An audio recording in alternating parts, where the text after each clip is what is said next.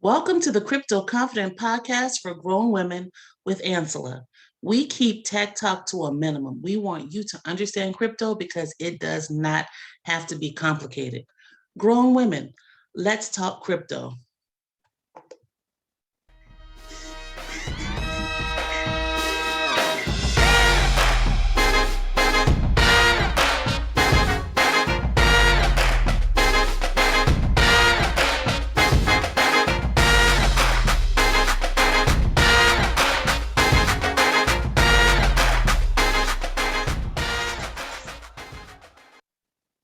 This episode is brought to you by the Crypto Confidence Beach Retreat.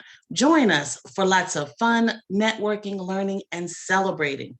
We want you to meet other crypto enthusiasts that can help you along your crypto journey. Get all the details at becryptoconfident.com. This episode, we welcome Matthew LaRose. This is a feature episode that we call Crypto in Black and White.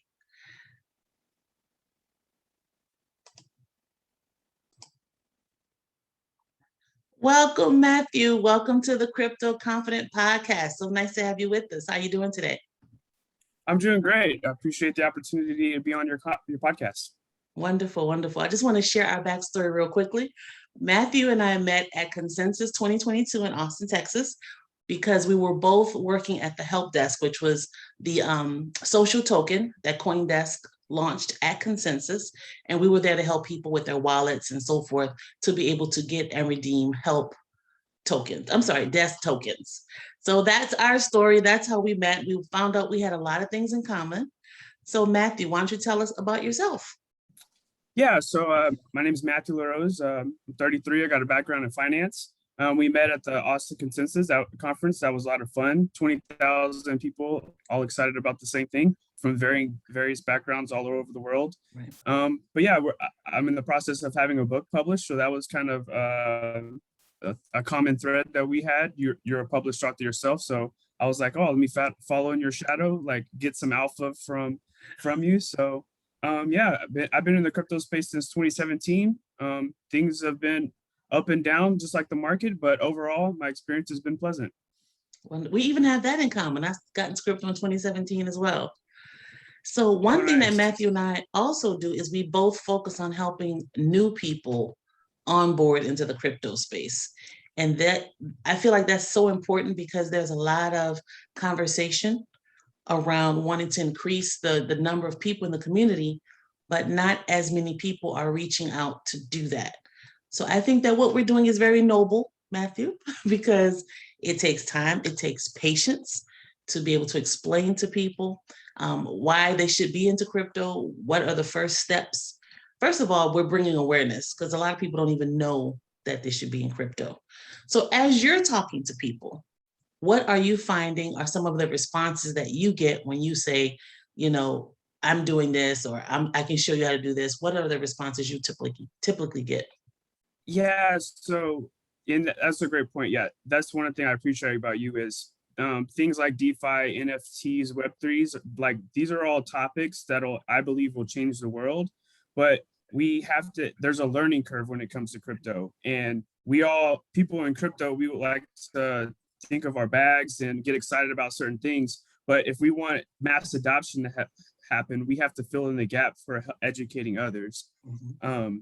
But yeah, for me, one of the things when I have conversations with people, I get a lot of different excuses or reasons, and talking to different people from backgrounds, whether they're wealthy, middle class, or poor.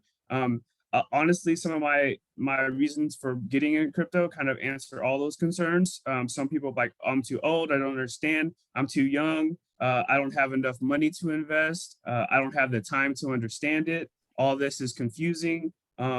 Is this legal? There's just a lot of different things I've experienced. I feel like I've helped onboard enough people to kind of experience most of the concerns. But in my opinion, I feel like the same reasons why anyone should get in crypto applies to everyone across the board. And what's that? Oh, yeah. So, I mean, there's like a ton of reasons. Most people in the world, they struggle to make ends meet. Most people in the world live paycheck to paycheck. So we're already struggling just to survive as it is. And governments around the world, everyone is printing money like crazy. And we not only have to make enough money to survive our own family needs, but we also have to we have to learn how to invest to kind of offset inflation. I mean, like I said, governments around the world are printing unlimited money, and we as humans use our whole life to chase something that they keep printing more of that's constantly devaluing. So we have to learn how to invest. I know we all have different things and live busy lives, but crypto, in my opinion, is one of the best asset classes to get into, especially from a beginner. I believe since not only is it a new asset class, it gives the average person a fighting chance. Me and you weren't around when real estate was created, our gold and silver, our bonds, our stocks. Where this is a new technology being created before our very own eyes. Now, granted, there's going to be crazy swings ups and crazy swings down, but nowhere we're in a position where we're able to be on the ground floor. And I believe crypto is going to be a reset of wealth for different industries.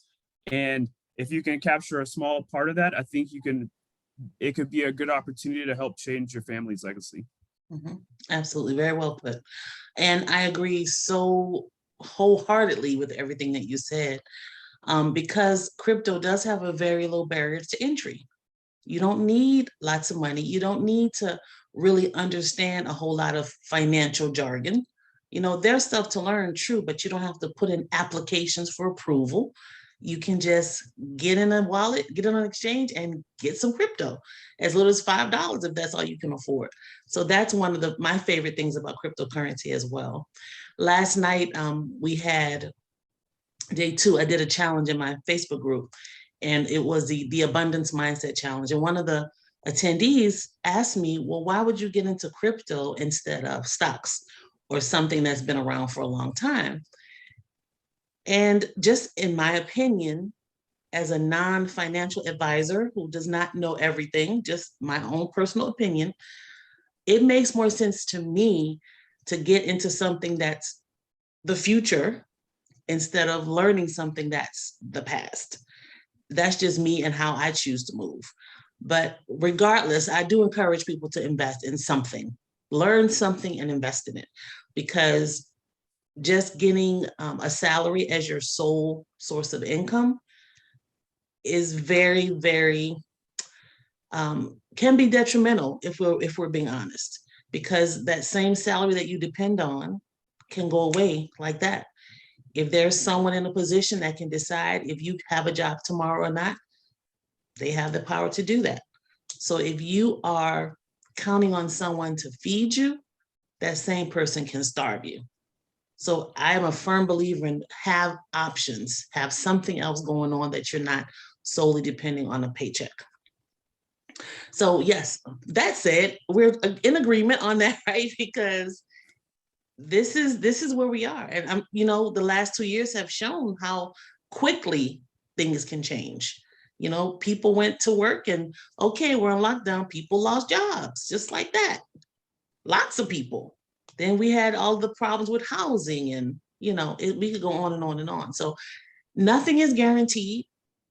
Of course, we can't foresee the future, but the reality is, at least if you make the best plan that you can make with the information that you have, that's about the best thing that you can do. So you said that you've had some ups and downs since 2017. What has been your most interesting experience thus far since you've been in crypto? Wow. I would say so. So kind of like to skip ahead of kind of my personal testimony.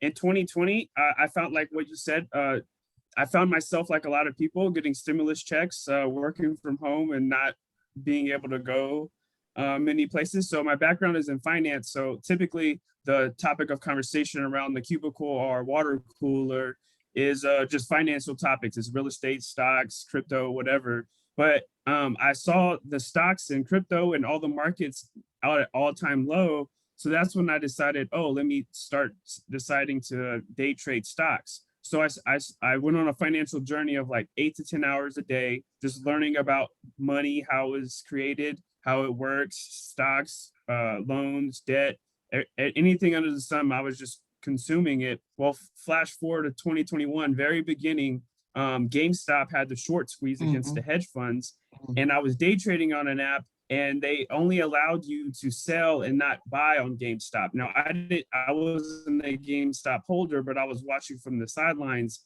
and I lost all my trust in those apps. Mhm. And I was like, all right, I'm taking all my money off the apps and getting into crypto. Well, flash forward, basically some of the stuff I learned in stocks, I was able to apply in crypto. And one of the beautiful things about crypto is 24/7, it's worldwide, and it's access to money all over the world, and not just limited to the United States. United States is an awesome country. Our economy is awesome compared to others.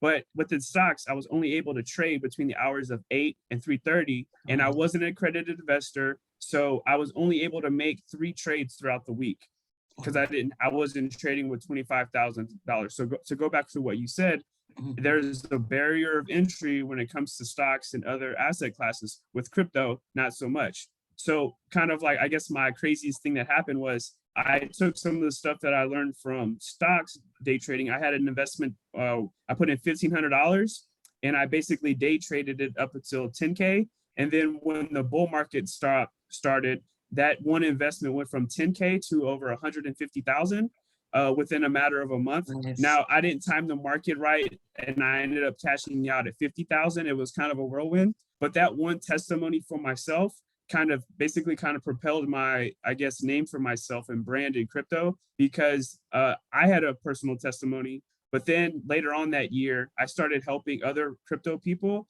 and they had a little bit more confidence in me since I've kind of been in different industries. Mhm. And there was like a 2-month window where I helped onboard over like 100 people, new people in the crypto Nice. space in 2021. But as far, there's been a lot of crazy things that happened. But if I had to say one thing, was that one testimony that I had as far as whirlwind success. I was like, from $1,500 to 150K within a month. I was like, okay, there's something to this crypto thing. Exactly. So, And what happens sometimes is people will hear those stories, that they'll see this huge increase. But what they don't realize sometimes is we've been holding this stuff for years.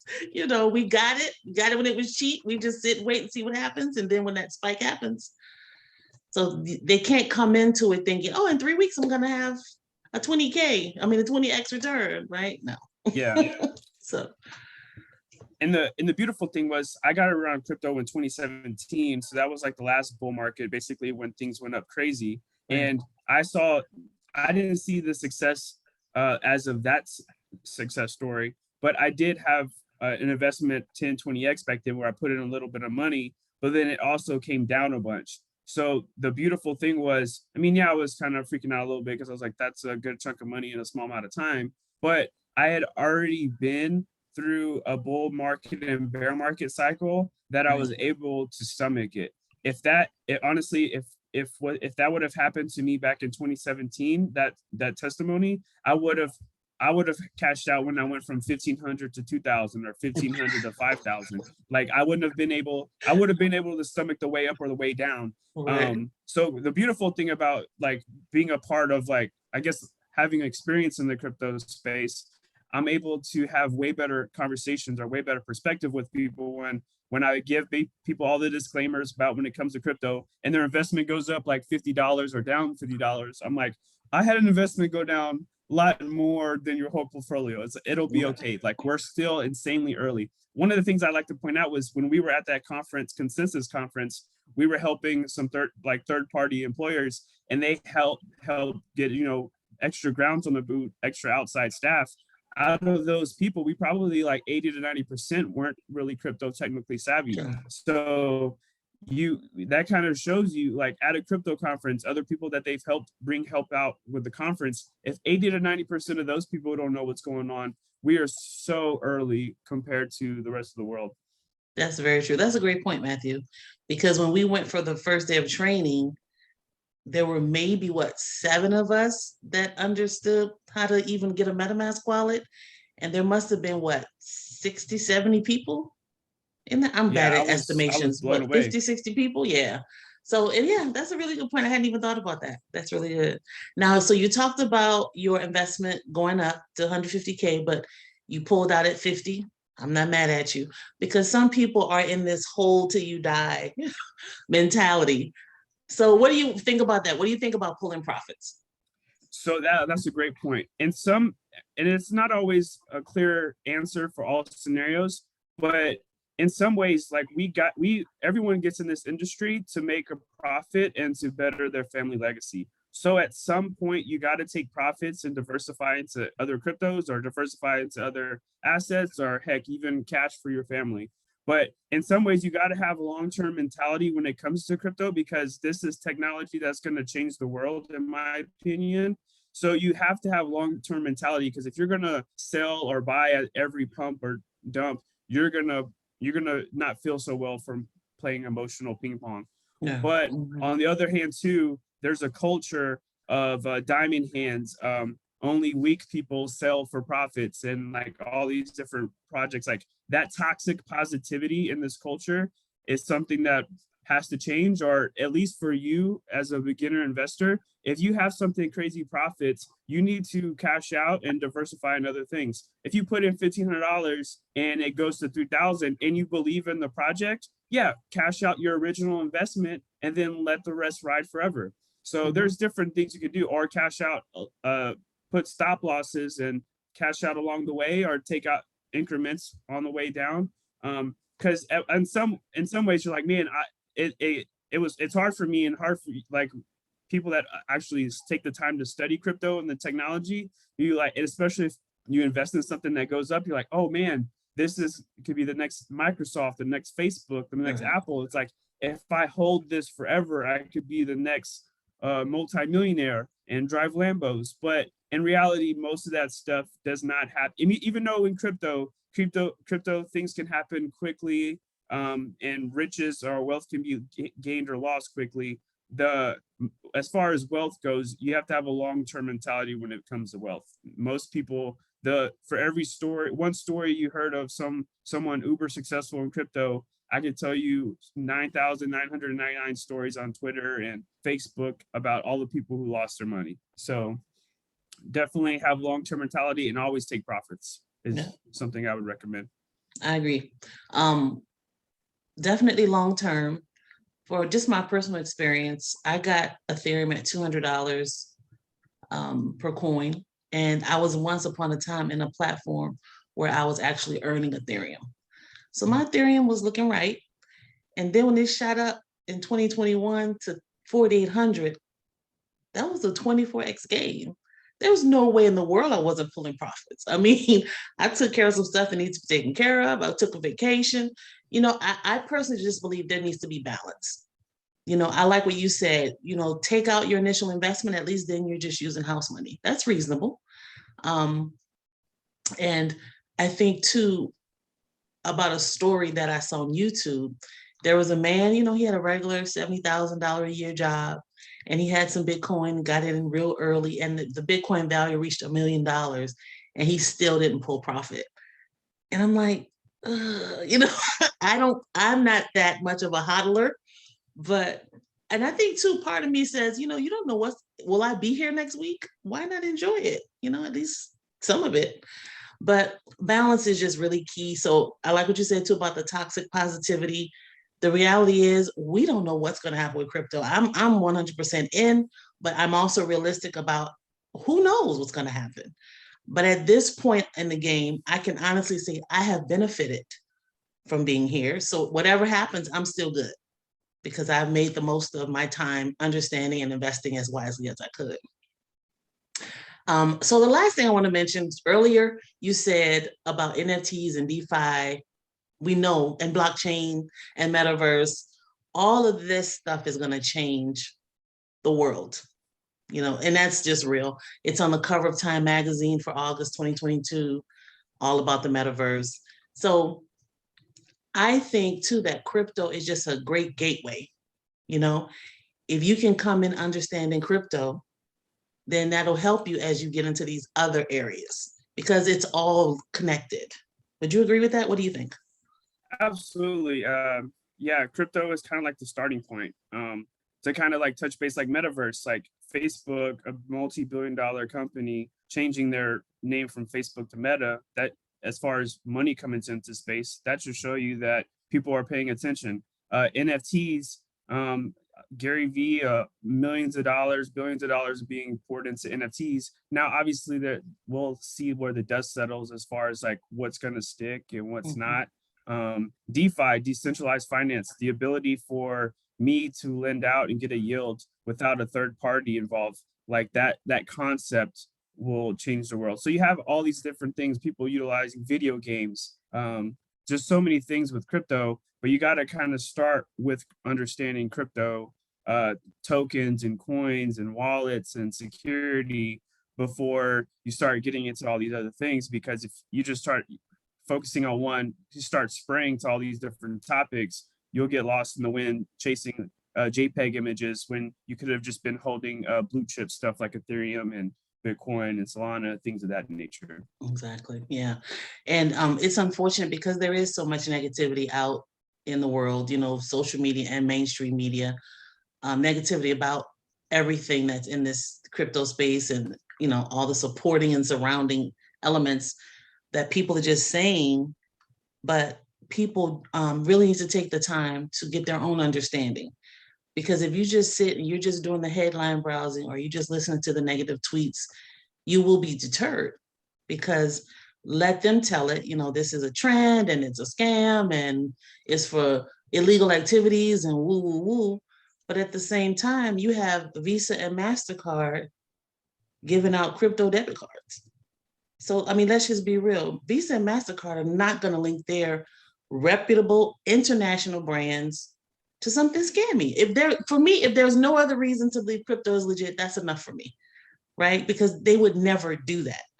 So this is why our listening public, we want people to understand and there really is a sense of urgency to do this, because we're getting into this whole CBDC area with different governments introducing CBDCs, that's central bank digital currencies.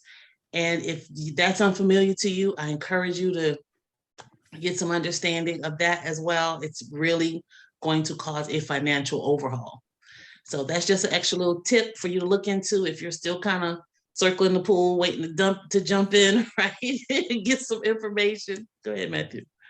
Yeah, so it's funny you mentioned like Visa and American Express cards, and obviously, if you're listening to the sound of our voice right now, obviously do your own research on everything. Don't just listen to what we say.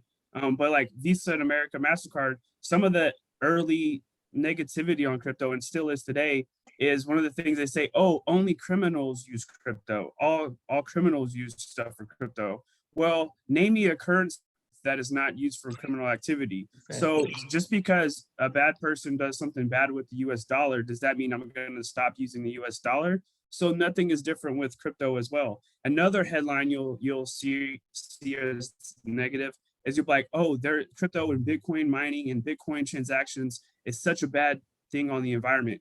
And I don't disagree with that.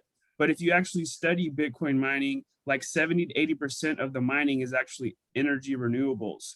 If the environmental people want to come after Bitcoin mining for wasting energy, let's have a conversation about how much energy is wasted on bank transactions. Let's have a conversation about how much energy is wasted from big cities. So I am all for trying to improve everything we can in the space.